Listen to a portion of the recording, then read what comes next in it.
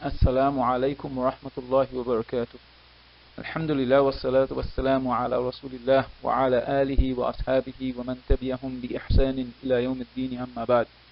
Alhamdulillah, we have just finished the first presentation of this new set of presentations that we are doing, that we are calling towards a Hajj Mabroor.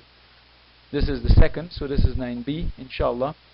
And in the first presentation, we talked about Ibraaheem alayhi salam and the journey they made to Mecca, inshallah. Because this is the basis for the Hajj and the Umrah that we normally do. Because the entire trip of Hajj and Umrah circles around those things that were that manifest the sacrifices and the struggles of Ibraaheem alayhi salam and his family. So one of the things that we want you to do is that we want you to really look at his journey in perspective. Compare your journey that you're going to be making, inshallah, to his. Because, inshallah, if you do that, what that will help you to do is to assess yourself along the way. And in the process, you might be able to deal with things like the way Ibraaheem alayhi salam dealt with it, inshallah, and his family. Because this is what you want. You want to achieve the kind of commitment and the kind of attitude that these beautiful, these noble people really, may Allah's peace and blessings be upon them, they had. So inshallah, in your Hajj, you want this. Okay? So we're going to start or deal with this aspect so that at least you can focus in a different way. So the first thing, inshallah, that we want to really emphasize is that if Allah subhanahu wa ta'ala has permitted you to make this decision to go to Hajj, then we want you to realize that you are very special. You belong to a very special group of people. Actually, the Prophet ﷺ says the people who go on Hajj and Umrah are wafdullah, are the delegations of Allah. So you belong to a special delegation. This is not the delegation of even like the President of the United States, like Obama's delegation. This is the delegation of the King of Kings. And you belong to that delegation if you are going to Hajj. So you are very privileged and you are blessed. So this is a very, very special opportunity you are being given. And this opportunity offers you the privilege to emulate the most profound sacrifices that history had ever known. This opportunity that you're going to be having to be from the delegation of Allah is coming to Mecca. It's coming to the place where Ibraaheem alayhi salam brought his family. It's coming to this place. So we want you to understand that you are very special. You are very special. You who have made a decision to Hajj and have made everything, put everything in place, and you're coming now, inshallah, you're a very special person. So, inshallah, please be conscious of this throughout your journey. And be conscious of the fact that you're going to be involved in a series of actions and rituals, inshallah, that is going to assist you to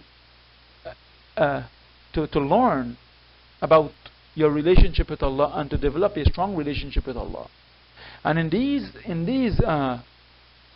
these sacrifices and rituals that you're going to be involved in, inshallah, there are important lessons that can be learned from this wonderful experience if you approach the Hajj with the correct attitude. So please make a special effort to understand this, because if you realize it or not, these lessons are lessons for life. That's what I call them, because to me Hajj is a summary of what life contains. And a person who goes through Hajj and look at it properly, they learn all the lessons of how to live in every area. Every area, inshallah. And there is no place or no situation that you can learn these lessons at this level except in Hajj. So we want you to keep focused on this, inshallah. So please be aware of this, and please, now that you have made the decision, recognize your noble status, and that you are honored to be in a situation where you're going to be in a journey like Ibraaheem alayhi salam was. So that's the first thing. The second thing is, if you recognize your position, then what you should be is continuously grateful to Allah subhanahu wa ta'ala, because this is what Ibraaheem alayhi salam asked Allah for his family. لَعَلَّهُمْ يَشْكُرُونَ, so that perhaps they may be grateful, inshallah. So never stop praising Allah and thanking Him for affording you this grand opportunity that can come or might come to you only this once. If you're doing Hajj for the first time, it might never come back to you again. And right now, because of the restrictions, because of the constructions that are going on in the haram and things like that, what has happened is that the government is cutting back on the amount of people who can come to Hajj, and they are very strict in implementing a rule that they normally had before, which is to allow people to only come once in every 5 years. So this is it's going to make it very difficult on the people who are coming now, who used to come every year, for example, right? So for those people who are coming for the first time, you don't know if you're going to have another chance again. So no matter how much you want to do it, so be grateful. Be grateful, be grateful. And make good use. Your gratitude is going to be shown and demonstrated if you make good use of what you have been given, of this opportunity to come to do Hajj. Because this is the beginning, brothers and sisters, of what I can call, or what you can call, your journey of a lifetime, inshallah. There is no journey like this, and there is no nothing that you would experience that's like this. This journey to Mecca, that is going to be your journey of a lifetime if it is done properly, inshallah, is a journey that was made for Allah by Ibraaheem and his family. And it was a trip of a lifetime for them. You can imagine. You can imagine what a trip this was for them. And this trip was such an important trip, such a magnificent trip, that this trip, Allah subhanahu wa ta'ala has allowed it to remain. Allowed the effects of this trip to remain so that people can benefit from it and learn how they should sacrifice and how they should submit to Him through the lessons that were taught to us by Ibraaheem and his family.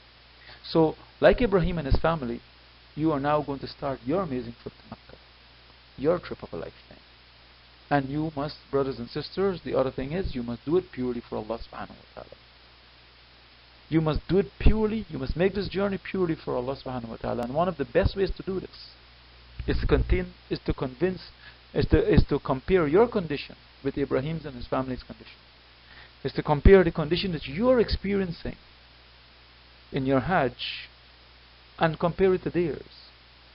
And see how they were and how they acted, and see if you're acting similarly. Because this is what is necessary. Because your situation is much easier than theirs, without a doubt, inshallah. So the third thing is that you need to be sincere on the trip, and that can be done if you compare your situation to them, act like the way they did, inshallah. Because, brothers and sisters, I mean, you are coming on a journey, right? And you know that you are going to return back home. When Ibraaheem was coming on his journey, he knew he was going to leave his family behind. His just newborn son, he's around 100 years old.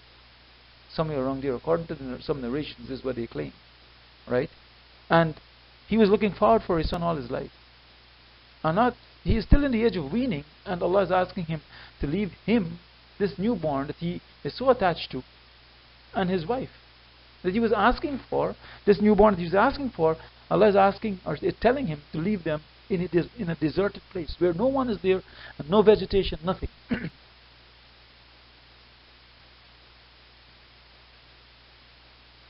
So, I mean, as we discussed when we were talking about the entire situation, when his wife went to him, it was so heavy on him. It was so heavy on him when he was leaving her. I mean, he could not even speak. And she was asking him, why are you doing this to us, O Ibraaheem? And all he could say, after she asked him, did Allah command you to do this? He said, yes. So, although you're going to go on a journey, you're going to go back to your family, inshallah. Maybe in less than a month. So, it will be definitely, and it is definitely different from the journey of Ibraaheem alayhi salam. And even if you were like him, and you took your family with you on this trip, you're not going to leave them in Mecca, as Ibraaheem did. You're going to return back with them. So inshallah, I mean, your trip is definitely at a different level. It's an uncomparable level. The trip of Ibraaheem, nobody can compare with that. But what you can learn from this is that you should be like him. Never complaining, always patient. Inshallah, that's the fourth lesson that we can learn from that particular trip in our comparison. The other thing is that, inshallah, I mean, when Ibraaheem came on his trip, there was no one with him. You might be coming along on this trip with people who you know. And so you have people to talk to. You have people to look out for you. You have people to care for you in case anything happens to you. When he was going back all alone. He came on this trip and he only had his family with him. Now you're going back on your trip, and you came on your trip, and you're going back with everybody. Just imagine he's walking all alone back to Jerusalem. Can you imagine the state of mind that he's in? Can you imagine how he's thinking? Think a minute if you were in a situation where you left your family and you don't know when you're going to come back to them. What would you be thinking? And I mean, not that you're just leaving your family, because many times when we leave our family, we leave them with other people to take care of them, and with situations and with provision enough for them to take care of them. But he's leaving his family and no one is there. So, I mean, think about it. Brothers and sisters, it's a tremendous sacrifice. So, I mean, you're going on a journey, and there are going to be many people with you. He came with his family, and he was returning alone, like the journey of death, which we are all going to experience. All of us are going to experience that inevitable happening. It's going to happen, no matter who you are, no matter who I am. We are all going to die. And it might be sooner than we expect. And that is going to be a very lonely trip, because you're going to be all alone. And Hajj, brothers and sisters, Hajj reminds anyone who come on it of the reality of the situation. Anyone who ponders deeply on the situations of Hajj, they see this everywhere in front of them. Reflections on the Day of Judgment, reflections of death, reflection on the kafan, the thing that a person who has died is clothed with. Right? And we're going to try to point out this as we go along. So, because that trip is a very serious trip. After you die, like this trip is a serious trip. It is not a vacation. This one is not a vacation. That one is even more serious. And it even needs much more preparation than you prepared for Hajj. But what is nice is that Hajj can be used as a means or as a beginning for your preparation for that trip. Because Hajj is a trip to Jannah. And if you do your Hajj properly, brothers and sisters, then it means that that journey into the next life is going to be easy. So what you have to do is try to focus properly. Because you want to use your Hajj in the most effective way to get the most out of it, especially when it comes to that aspect of preparation for death, inshallah. Now, in addition to that particular thing, you need a focus in this for the Hajj. And Hajj is a series of serious happenings, a series situations, a full series of that, right? And I want you to consider the state of Ibraaheem alayhi salam when he was walking back, the solemn state with which he was as he was moving back towards Jerusalem, right? This state of mind is the kind of state of mind you should have in Hajj. You should always be reflective, pondering, thinking, always thinking about Allah. Because that's all he would be thinking about, because he knows his family was left in a situation where he could do nothing. Only Allah could help. So all he could do is be thinking of Allah and making dua. Make dua all the time. And this is one of the hallmarks of Ibraaheem alayhi salam. We find a lot of dua that he used to make, inshallah. Many of the duas in the Quran are from the dua of Ibraaheem alayhi salam. And inshallah, we want to have that attitude. So be reflective, make a lot of dua, always be thinking of Allah subhanahu wa ta'ala. So that we could be a little bit like Ibraaheem alayhi salam, be a little solemn. Don't let your tongue be talking all the time and be only laughing and joking throughout the Hajj. This is not what it's about. It's about seriousness. It's about reflection. It's about thinking of what's going to happen with you in this life when you return home, and how you have to change and become a better person. And, inshallah, what you're going to have to prepare for after you die. The other thing is provision. Consider what Ibraaheem alayhi salam took with him to leave with his family for their life onwards. He's not going to, if Allahu Akbar, if we have to go any place, we're only going to come here for a few days, right? And we're going to see the amount of provision or money that we bring with us to take care of our needs. Ibrahim alayhi salam is leaving his family. He don't know when he's going to come back to them. And all he left with them for provision is a little bit of dates and some water. There was no money then, and in any case, what would money do in that situation anyhow? There was nothing to buy, nothing to sell, nothing. He's leaving them in this desolate place where there's nothing like that. Nothing, absolutely nothing. No human existence, no other. The place is so barren that even the wild animals don't have anything to feast on or to hunt, so they don't even live there. This is how serious it was. So, you consider the provision they took with them and compare it to what you are taking with you. Consider what he left with his family and consider what you are leaving with yours. So, when things look hard upon you and things look like it's getting rough during your Hajj or in your life, do not complain. This life is not about complaining. This life is about looking at what Allah has in it for you and learning from it. This life is a deep lesson. This Hajj is a deep lesson in life to teach you how to deal with situations regardless of how hard they are. And you're going to meet up a lot of situations that are difficult, but you're going to go through them, inshallah. Allah is going to make it easy. He's made it easy for everybody who has come here before.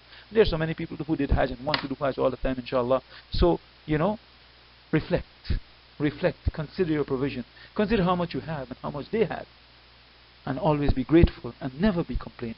Always. This is what is important. Hajj is about being grateful to Allah, and you do this by not allowing a single complaint to come from your mouth. Remember, Ibrahim did not complain, although his condition was much more difficult than yours could ever be. Right? You cannot be in a situation like he was. I cannot be in a situation. All of us together, everybody who's coming to Hajj together, cannot be in as difficult a situation together. They are not in as difficult a situation as Ibrahim alayhi salam was, and yet you don't ever hear him complain. You always hear him thankful. You always hear him making dua to Allah subhanahu wa ta'ala. Right? So, also to add to your ease, what is going to happen is your travel. How are you traveling? Your journey might take a few moments. Your journey might take a few moments. So, inshallah, regardless of what it is, it's an easy journey compared to Ibrahim's journey. His took weeks. Yours might take a few moments, inshallah. Yours might take a few moments. And then that's it. It's just finished. The journey is going to be finished. It's going to come to an end. MashaAllah. So, and then you're going to meet the Makkah. Right? It might take you a full 2 days or 3 days. Maybe less. Maybe a day and a half. Maybe a day. Allah knows best. But compare that to Ibrahim. And in addition to that, compare the ease with which you're traveling. And be grateful, mashallah, that Allah is calling you to this event of a lifetime, on this journey of a lifetime, to give you rewards that you can never get anywhere else, and to assist you if you get the full rewards with a lifetime of peace and happiness and tranquility by giving you Jannah, inshallah. Right? So consider this, and consider how easy Allah is making it for you so that you can perform your Hajj. And therefore be grateful to your Lord Allah subhanahu wa ta'ala for the ease with which He is giving it to you. Right? Everything is set out for you. Your entire itinerary is set out for you. Where you're going to stay. Your food might already have been paid for. Your traveling arrangements have already been made and paid for. Your tent space in Mina is already paid for. So inshallah, whatever you look at and however you look at this journey, when you compare it to the journey of Ibrahim, there's no comparison. But what you have in the end, inshallah, is a promise that if you do this properly, and you are privileged to have a Hajj Mabroor, you do this with the correct attitude, inshallah. Inshallah, you have no reward except Jannah. And brothers and sisters, in addition to that, as you go through the different phases, we are going to explain to you the other rewards that would come, inshallah, or can come, inshallah, with a Hajj that is performed properly. If you do whatever is necessary on each of these magnificent symbols of Allah that you are going to experience in this Hajj, inshallah. So we close here on this note, and we ask Allah to bless all of us and guide us and help us to understand the magnificence of this trip that we are going to be involved in. to help us to understand the reality of Ibraaheem's trip and compare. Let us compare ourselves with him so that we would always understand that we are in a better position, or we are in a much better position, so that we don't complain at all on this trip. May Allah subhanahu wa ta'ala make it easy for us and give us all, or anyone who is doing a Hajj Mabroor, a Hajj this year, a Hajj that is Mabroor, one that is accepted with him, that one that is done with righteousness, and that is done for his pleasure alone. May Allah give us the best in this world and hereafter, and save us from hell. سبحانك اللهم وبحمدك أشهد أن لا إله إلا أنت أستغفرك وأتوب إليك. السلام عليكم ورحمة الله.